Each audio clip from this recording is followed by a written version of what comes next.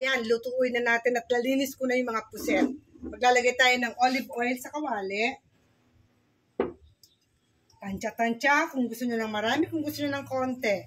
And then, ilalagay natin ang, kagaya na sabi ko, inuuna ko lagi ang sibuyas. Hindi na natin mag-golden brown, then isusunod natin yung bawang. Nag-i-start lang mainit dito ngayon sa Morong Bata, kaya lagi nyo ako makitang naka-sports bra, especially kasi nag-exercise tayo. So, after ng sibuyas, isusunod natin ang bawang. Lagay din ako ng katirasong luya, pang tanggal ng lansa. Ihuhulog ko na rin, ha? Alright. Pagkatapos niyan, lalagyan ko nitong ating, wala kasi akong fresh tomato, naubos ko na. So, ang gagamitin ko is tomato paste. Konting-konti lang, ha? Magkakulay lang.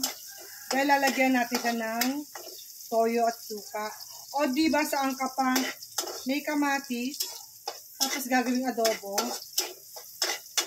Basta ang importante, masarap. Mekos-mekos ang pagluluto ng inyong lolang makulit.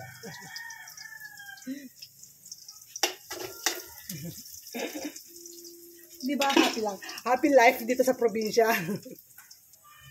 Ayan, lagyan natin ng konting-konti lang ha, talagang. Oh, ganun lang. Kasama sa ginisang sibuyas, bawang at luya.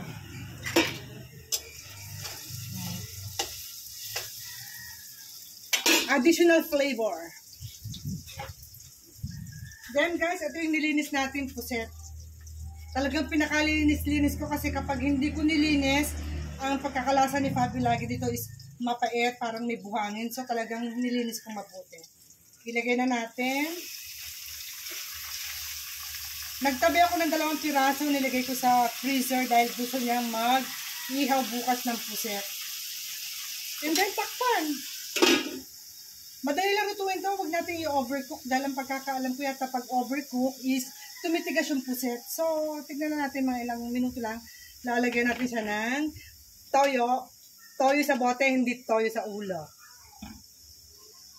Juice. Ay, juice. Sorry. Suka. Nasa bote kasi ng juice ng orange. Suka yan, guys.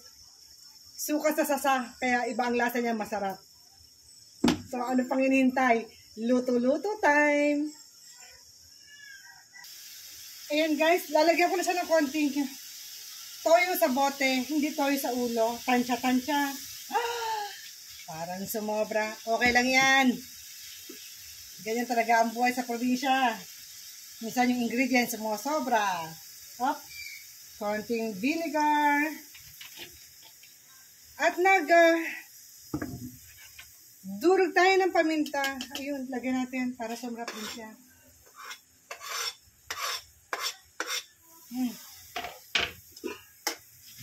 Takpan. At mamaya ay tikman. Ayan guys. Sandali lang natin lulutuin ang puset para hindi tumigas. Pag na-overcook yan, titigas. I hope this one is okay na. Luto na yan. Tinikman ko naman, okay yung alat niya at saka asim. So, ano pang hinihintay? Eh, di tapos na. See you on my next vlog.